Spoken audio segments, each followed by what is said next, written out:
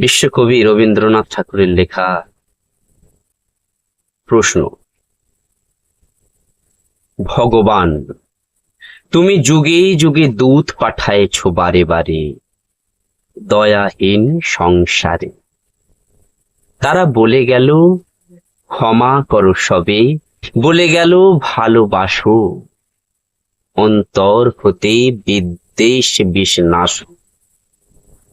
বরণীয় তারা, স্মরণীয় তারা, তবু বাহির দ্বারে আজি দূর দিনে ফিরানো তাদের ব্যর্থ নমস্কারে।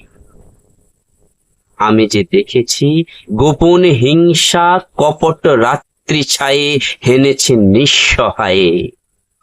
আমি যে দেখেছি প্রতিকারহীন শক্তের অপরাধে বিচারের বাণী নীরবে নিভৃতে কাঁদে। আমি যে দেখিনু তরুণ বালক উন্মাদ হয়ে ছোটে, কি যন্ত্রণায় মরেছে পাথরে নিষ্ফল মাথা কুটে। কণ্ঠ আমার রুদ্ধ আজকে, বাঁশি সঙ্গে ধারা, অমাবস্যার কারা লুপ্ত করেছে আমার ভুবন দুঃস্বপনের তলে।